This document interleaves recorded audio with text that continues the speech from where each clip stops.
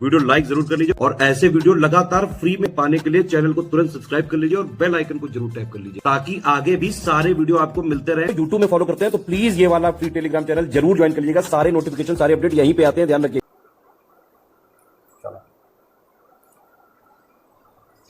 नमस्कार साथियों, स्वागत है आप सभी का स्टडी फॉर सिविल सर्विसेज में।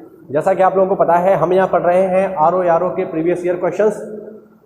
काफ़ी बेहतरीन श्रृंखला ये रहने वाली है, बस आप लोग मेरे साथ जुड़ जाइए, तैयारी करते रहिए, मेहनत करते रहिए। आरओ परीक्षा में बढ़िया स्कोर करके हम लोग यहाँ पर आएंगे।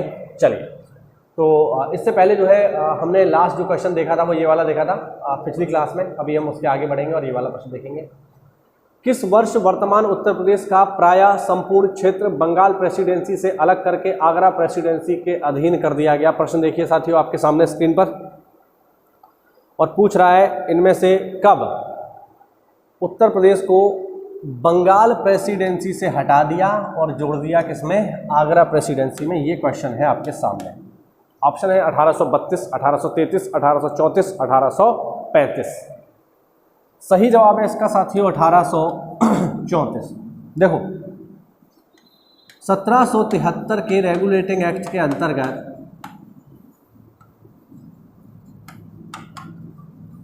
का जो रेगुलेटिंग एक्ट था उसके अंतर्गत स्थापना हुई बंगाल प्रेसिडेंसी की। ठीक है, बंगाल प्रेसिडेंसी। इसका मतलब क्या है मेरे बच्चों? इसका मतलब ये है कि बंगाल एक ऐसा क्षेत्र बन गया जो मुगलों के प्रभाव से बाहर है। वहाँ पर मुगलों के द्वारा बनाया गया कोई भी नियम कानून लागू नहीं होगा। ये ऐसा क्षेत्र है जो पूरी तरीके से अंग्रेजी शासन के अधीन आता है। यानी भारत में एक ऐसा क्षेत्र हो गया जहाँ पर भारतीय मुगलों के बनाए कोई कानून लागू नहीं होंगे, अंग्रेजों के कानून लागू होंगे। इसको कहा गया क्या? इसको कहा गया बंगाल प्रेसिडेंसी। ठीक, हाँ। अब बंगाल प्रेसिडेंसी पहले बंगाल तक सीमित थी क्योंकि बंगाल पर ही अंग्रेजों का कब्जा था। बाद में उन्होंने अपना क्षेत्र विस्तार कर लिया और उन्होंने बंगाल की जैसी और भी प्रेसिडेंसी बनाई। जैसे एक तो बंगाल प्रेसिडेंसी हो गई, एक उन्होंने मद्रास प्रेसिडेंसी बनाई साउथ के लिए, एक उन्होंने पश्चिम के लिए बॉम्बे प्रेसिडेंसी बनाई। वैसे ही मध्य भारत के लिए उन्होंने बनाई क्या? उन्होंने बनाई आगरा प्रेसिडेंसी। और इसी आगरा प्रेसिडेंसी के अंतर्गत 1834 में उत्तर प्रदेश का संपूर्ण हिस्सा दे दिया गया। यानी अब यूपी जो है वो संचालित होगा आगरा प्रेसिडेंसी के माध्यम से। यहाँ का एक गवर्नर होगा और वो गवर्नर पूरे यूपी पर शासन करेगा। आई बात समझ में? इस तरीके से ये काम यहाँ पर होगा। चलिए बढ़ते हैं आगे अगले प्रश्न की ओर। अगला प्रश्न है काफ़ी बढ़िया इंटरेस्टिंग क्वेश्चन है भाई। देखो आपके सामने स्क्रीन पर, किस राज्य में ट्यूबवेल सिंचाई के क्षेत्र में, मतलब कौन सा राज्य ट्यूबवेल सिंचाई में सबसे पहले नंबर पर आता है? ऑप्शन है उत्तर प्रदेश, बिहार, पंजाब और हरियाणा। बेसिक क्वेश्चन है, मैं समझता हूँ सब लोग को इसका जवाब आता होगा। देखते हैं जरा। इसका जो सही जवाब है मेरे बच्चों वो है अपना उत्तर प्रदेश।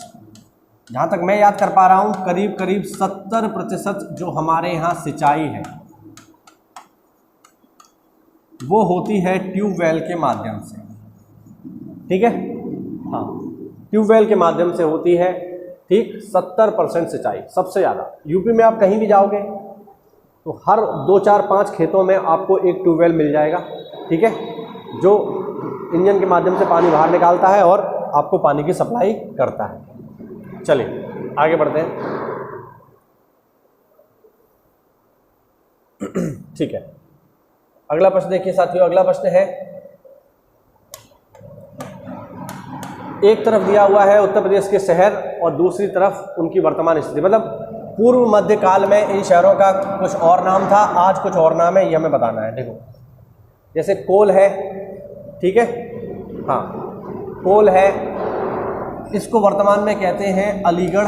बिल्कुल सही है, कोई डाउट नहीं होना चाहिए आपको। फिर आता है महोत्सव नगर, इसको कहते हैं महोबा, ये भी ठीक है। फिर आता है महोदय श्री, इसको कहते हैं कन्नौज, ये भी ठीक है। और फिर आता है जेजाक भुक्ति। जेजाक भुक्ति साथियों कौशाम्बी नहीं है, ध्यान रखना। कहाँ पर है इसका जवाब आप लोग मुझे कमेंट में बताइए। ठीक है, आप लोग कमेंट करके बताइए कि जो पूर्व मध्यकाल का जेजाक भुक्ति नामक जो शहर था ये वर्तमान में किस नाम से जाना जाता है। आगे देखिए, अगला प्रश्न देखिए।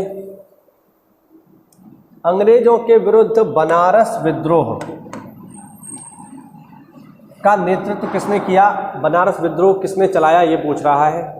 ऑप्शन है शुजाउद्दौला, आसफउद्दौला, राजा चैत सिंह या राजा महीप नारायण सिंह। सीधे सीधे आंसर करना है इसका। इसका आंसर होगा राजा चैत सिंह। डायरेक्टली देखना है, ज़्यादा कुछ नहीं है इसमें। आगे देखो, अगला सवाल बहुत ही शानदार। देखिए, अगला प्रश्न है, कानपुर उत्तर प्रदेश स्थित भीतरगांव मंदिर के संदर्भ में कथनों पर विचार करिए। पहला कथन, इस मंदिर का निर्माण 5वीं सदी ईस्वी से 6वीं सदी ईस्वी के मध्य हुआ। दूसरा, ईंटों से निर्मित यह मंदिर भारत के प्राचीनतम मंदिरों में से एक है। चलिए थोड़ा सा इसके बारे में एडिशनल इन्फॉर्मेशन आपको मैं देता हूँ यहाँ पर, ठीक है। इस मैप पर आप देख सकते हो कानपुर कहाँ पर है, तो ये रहा कानपुर और यहीं पर है हमारा SCS का ऑफिस। चलिए अब बात करते हैं जरा भीतरगांव मंदिर की। चलिए देखते हैं क्या है हमारे पास जानकारी। देखिए, भीतरगांव मंदिर, मैं इस मंदिर को भी अभी आप लोगों को दिखाऊंगा। देखो, भीतरगांव मंदिर सबसे पहले तो कहाँ पर है? ये कानपुर में है, ये आपको याद रखना है पहली चीज़। दूसरा, भीतरगांव मंदिर साथियों गुप्तकालीन है, ये भी याद रखना, ठीक है, ये भी याद रखना है, गुप्तकालीन है, पेपर में पूछा गया है। तीसरी बात, भीतरगांव मंदिर भारत में ईंटों से निर्मित पहला मंदिर है, ठीक है, ध्यान रखना, ईंटों से निर्मित प्रथम मंदिर है कानपुर का भीतरगांव मंदिर। ठीक, कैसा दिखता है तो बिल्कुल आपको दिखा देता हूं, डाउट ही खत्म कर दूंगा, काफी महत्वपूर्ण है। चलिए, भीतरगांव टेम्पल आपके सामने है, ये रहा इमेज, आप लोग देख सकते हो। प्रॉपर बड़ा करके मैं लगा दूंगा तो आपको दिख जाएगा, ठीक है। चलिए कोई बढ़िया सा इमेज यहाँ लगा देता हूँ जिससे आपको ये दिखाई दे।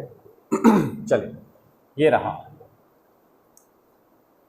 निकाल लेता हूँ बाहर जिससे जूम कर सकूँ इसको। ये देखिए, ये निकल के आ गया भाई, जूम कर देता हूँ, देख लीजिए। ये है भारत में ईंटों से बनने वाला प्रथम मंदिर, जो कि है भीतरगांव मंदिर, ठीक है, याद रखना, आपके सामने है। आप लोग चाहो तो वैसे भी देख लेना, ये पूरी इसकी एडिशनल इन्फॉर्मेशन है। चलिए आगे देखो। अब इस सवाल की बात करते हैं। इस सवाल का सही जवाब क्या होगा, देखिए जरा। पहला, 5वीं 6वीं शताब्दी ईसा पूर्व में बना है, बिल्कुल सही बात है, ये गुप्त काल का ही तो समय है। और दूसरा क्या कह रहा है, ये भारत में ईंटों से बने प्राचीनतम मंदिरों में से एक है, ये भी सही है। यानी इसका पहला और दूसरा दोनों ही कथन सही। ठीक, आगे बढ़ते हैं। अगला प्रश्न देखिए साथियों,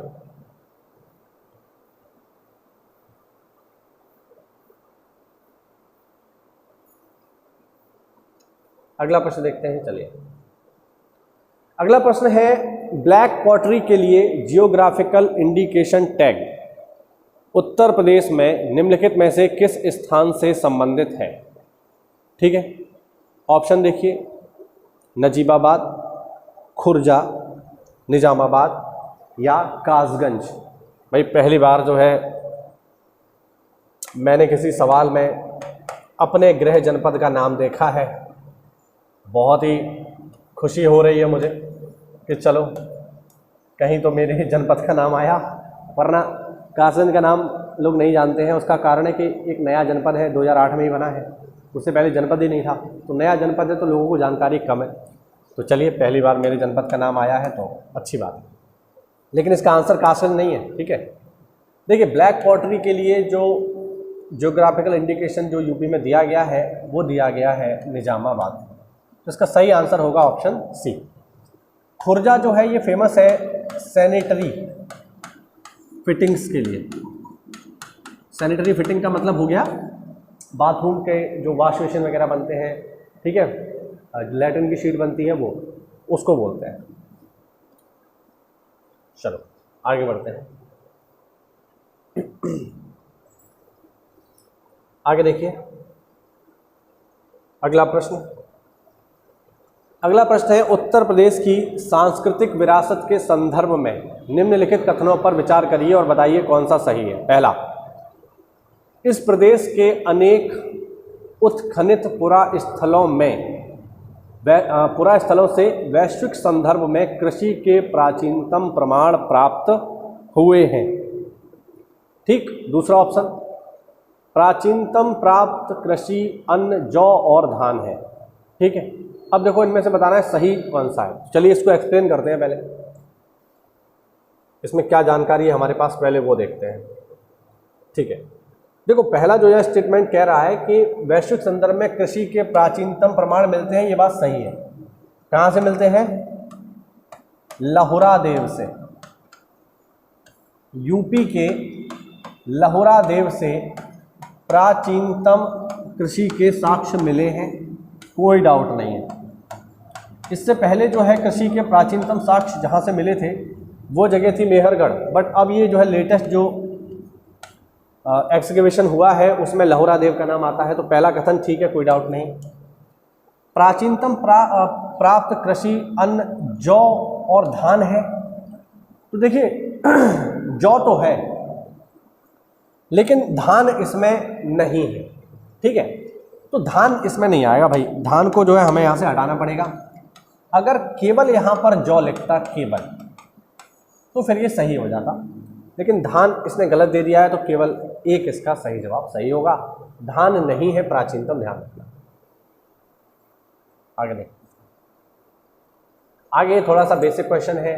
पूर्वी उत्तर प्रदेश की पहली केबल कार कहाँ पर शुरू हुई है ये बताना है। तो यार इसमें तो बस सीधा सीधा आपको आंसर देखना है, ज़्यादा कुछ है नहीं। मिर्ज़ापुर में शुरू हुई है, याद कर लो, ज़्यादा कुछ नहीं है इसमें, क्या ही एक्सप्लेन करूँ मैं। अब देखो ये है यूपी के कुछ लोकगीत जो आपको पता होने चाहिए और पेपर में ये आते हैं।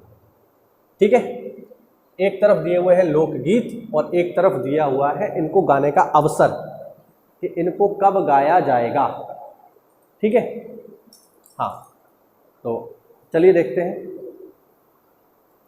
देखो पहला है चैती। ठीक, चलिए मिलाते हैं इनको। देखिए चैती जो गाया जाता है ये एक मौसमी गीत है, मौसम के क्षेत्र के हिसाब से, मतलब मौसम के हिसाब से इसको गाते हैं। फिर है कजरी। कजरी जो है ये विवाह के समय पर गाए जाने वाला गीत है। फिर है रसिया। रसिया तो जो है हमारे ब्रज का है, ब्रज का लोकगीत है ना। रसिया जो है या रसिया जो गाए जाते हैं बेसिकली जब हम होली का समय होता है उस समय इनको गाती हैं महिलाएं, सुबह उठ के गाती हैं, है ना। जैसे आज ब्रज में हो रही है रे रसिया, ये काफ़ी बढ़िया गीत है, लोकगीत है। मेरी माता जी इसको अभी भी गुनगुनाती हैं, जब भी होली होती है तो सुबह के समय वो गीत गुनगुनाती हैं, काफ़ी अच्छा लगता है। और फिर है सोहर। सोहर जो होता है साथियों ये बच्चे के जन्म के समय गाए जाने वाला गीत है। सोहर महिलाएं तब गाती हैं जब कोई बच्चा पैदा होता है, तो उस समय इस गीत को गाया जाता है। तो इसका जो सही मिलान है आप लोगों के सामने है। ए का चौथा, बी का तीसरा, सी का दूसरा और डी का पहला। ठीक, ऑप्शन ए। आगे बढ़ते हैं भाई। आगे प्रश्न देखिए, दो कथन दिए हुए हैं। पहला कथन है पारिस्थितिकी के विविध अवयव आपस में एक दूसरे पर निर्भर नहीं है। ये पहला कथन है। यहां पर देखो जरा इसको,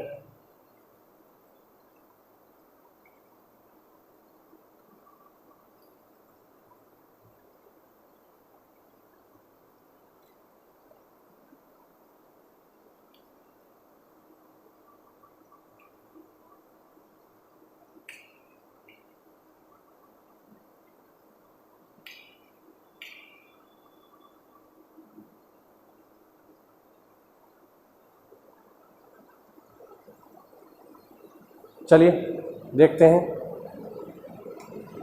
हाँ जी, तो पारिस्थितिकी के विविध अवयव आपस में एक दूसरे पर निर्भर नहीं है, पहला ये है। ये इसका देखिए ये कथन है। ठीक है। ये क्या है? ये कथन है। और दूसरा यहाँ पर दिया हुआ है इसका कारण। कारण क्या दे रहा है देखो, मानव क्रियाओं से वातावरण प्रभावित होता है। कथन क्या है, पारिस्थितिकी के विविध अवयव आपस में एक दूसरे पर निर्भर नहीं है। अब इसको हमें सॉल्व करना है, तो जरा इसको ध्यान से देखो। स्टेटमेंट ये है कि पारिस्थितिकी के अवयव एक दूसरे पर निर्भर नहीं है। क्या ये कथन सही है? बिल्कुल गलत है भाई। पारिस्थितिकी तंत्र की तो मूल अवधारणा ही यही है कि समस्त जीव जंतु, समस्त पेड़ पौधे, समस्त जैविक और अजैविक घटक एक दूसरे पर प्रभाव डालते हैं, सकारात्मक नकारात्मक दोनों ही। तो अगर हम यहाँ ये कह रहे हैं कि एक दूसरे पर निर्भर ही नहीं है, तो ये तो स्टेटमेंट अपने आप में गलत हो गया, ध्यान रखना, ठीक है। एक दूसरे पर निर्भर है, एक दूसरे पर आश्रित है और एक दूसरे पर प्रभाव डालते हैं, चाहे वो जीवित हो या जीवित ना हो, चाहे जैविक हो या अजैविक हो, ये एक दूसरे पर प्रभाव डाल रहे हैं। तो ये कहना कि ये एक दूसरे से जुड़े ही नहीं है, ये तो स्टेटमेंट बिल्कुल भाई गलत है, ठीक है। और दूसरा कारण क्या दे रहा है, मानव क्रियाओं से वातावरण प्रभावित होता है। ये सही बात है, बिल्कुल। मानवीय जो क्रियाएं हैं उससे हमारा वायुमंडल, हमारी पृथ्वी, हमारी जलवायु, हमारा पर्यावरण बिल्कुल प्रभावित होता है भाई। हम लोग जो कार्बन एमिशन कर रहे हैं उसकी वजह से ही तो ग्लोबल वार्मिंग हो रही है, तो वातावरण प्रभावित हो रहा है, ये बात सच है। तो पहला तो यहाँ पर बिल्कुल गलत है और दूसरा जो है सही है। तो इसमें अब आप देख लो, व्याख्या की तो बात ही भूल जाओ, व्याख्या तो कहीं है ही नहीं भाई। व्याख्या कैसे कर रहा है, ये तो बिल्कुल ही दोनों गलत है। ए सही है, आर सही नहीं है, तो ए तो गलत है। तो सही जवाब क्या होगा, ए सही नहीं है किंतु आर सही है, ठीक है। एक्सप्लेन मैंने आपको कर दिया है। चलिए आगे बढ़ते हैं, थोड़े से सवाल और देखते हैं यहाँ पर, ठीक है। अगला प्रश्न देखेंगे आपके सामने, देखिए जरा।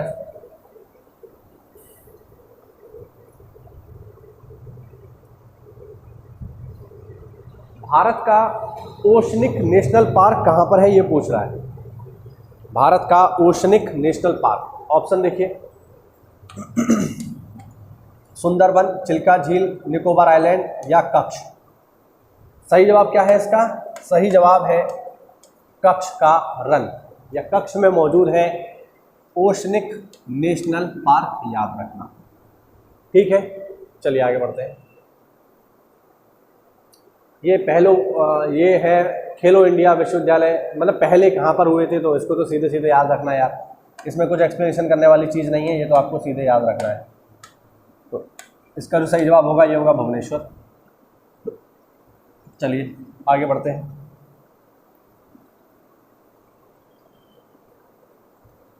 अब देखो ये सवाल बढ़िया है, जीवाश्मी ईंधनों में एकमात्र ऊर्जा का चरम स्रोत क्या है? यानी जितने भी हमारे फॉसिल फ्यूल हैं उसका एकमात्र जो सोर्स है वो क्या है? तो देखो ध्यान रखना, जितने भी फॉसिल फ्यूल होते हैं, ठीक है, थोड़ा एक्सप्लेन कर देता हूँ इसको। जितने भी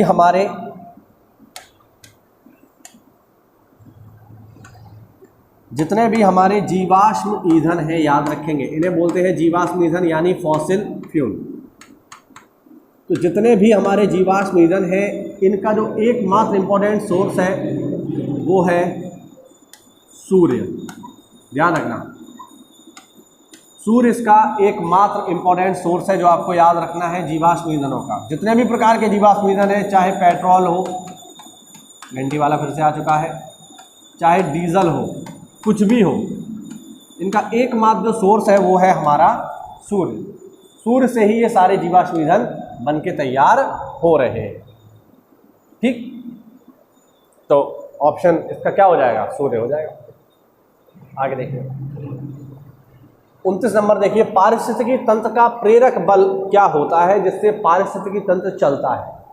तो भैया अगर धरती पर जीवन चलाना है, पारिस्थितिकी तंत्र चलाना है, तो एक सबसे इम्पोर्टेंट जो चीज़ है वो है ऊर्जा। और ऊर्जा हमारी धरती पर जितनी भी है उसका एकमात्र जो सोर्स है, हमारी पृथ्वी पर मौजूद समस्त ऊर्जा का जो सोर्स है वो है साथियों सौर ऊर्जा यानी सूर्य। ध्यान रखना, हमारी धरती पर जितनी भी ऊर्जा है उसका एकमात्र सोर्स क्या है? हमारा सूर्य, ठीक। चलिए आगे देखते हैं। आगे है देखिए रामसर सम्मेलन, बहुत ही इंपॉर्टेंट क्वेश्चन है, काफी महत्वपूर्ण है, पेपर में कई बार आ चुका है, पूछा भी जाता है, रामसर साइट से भी पूछा जाता है। देखिए रामसर सम्मेलन क्या है, पहले ये देखिए तो देखो रामसर सम्मेलन किससे जुड़ा हुआ है, पेपर में ये पूछ रहा है, सही है। ऑप्शन देखिए, ऑप्शन है जलवायु परिवर्तन, कीटनाशक, ओजोन परत संरक्षण और आर्द्र भूमि। ठीक, चलिए बताइए इसका मुझे जवाब।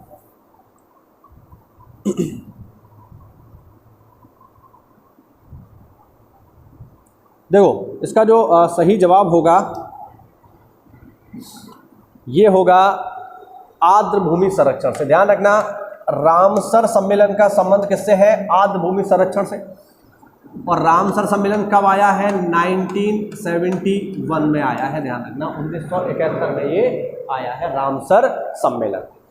ठीक, आर्द्र भूमि क्या होती है, अच्छा ये रामसर इसका नाम क्यों है, तो कि ये जगह है एक ईरान में जिसका नाम है रामसर, वहीं से लिया गया ये, ठीक है। और ये किसको संरक्षित करता है, आर्द्र भूमियों को संरक्षित करता है। आर्द्र भूमि माने दलदली इलाके, जो दलदली इलाके होते हैं उनको संरक्षित करने का काम करता है रामसर कन्वेंशन। देखिए आर्द्र भूमियाँ बहुत ही महत्वपूर्ण है, मैं इस पर एक लेक्चर लूंगा, बताऊंगा आर्द्र भूमि हमारे लिए क्यों इंपॉर्टेंट है। आर्द्र भूमियाँ साथियों इसलिए महत्वपूर्ण है क्योंकि ये आर्द्र भूमियाँ जो है ये सबसे इंपॉर्टेंट काम करती हैं, वो है ये कि ये वाटर प्यूरिफिकेशन करती हैं। ध्यान रखना ये क्या करती हैं, वाटर प्यूरिफिकेशन करती हैं, पानी को शुद्ध करने का काम करती हैं आर्द्र भूमियाँ, ये दलदल जो है, और इनको बचाना बहुत ज़रूरी है। इसीलिए आर्द्र भूमियों को कहा जाता है पृथ्वी की किडनी। ध्यान रखना ये क्या है, ये है पृथ्वी की किडनी, क्योंकि ये हमारी धरती पर मौजूद पानी को स्वच्छ करने का काम कर रहे हैं। और रामसर सम्मेलन जुड़ा हुआ है इन्हीं आर्द्र भूमियों को संरक्षित करने से। अब मेरा आप लोगों से एक सवाल है, वो है ये कि आप लोग मुझे बताइए कि अभी वर्तमान में इंडिया में टोटल कितनी रामसर साइट्स हैं इस समय इंडिया में, इस समय में इंडिया में कितनी रामसर साइट है, ये आप लोग मुझे कमेंट करके बताइए। तो ये हुआ साथियों आज का हमारा वीडियो। उम्मीद करता हूँ सवाल आपको कुछ अच्छे लगे होंगे, जो मैंने एक्सप्लेनेशन किया है वो आपको समझ आया होगा। तो ऐसा है तो वीडियो को लाइक करिए, चैनल को सब्सक्राइब करिए। मिलते हैं साथियों अगली क्लास में, तब तक के लिए जय हिंद, जय भारत, वंदे मातरम।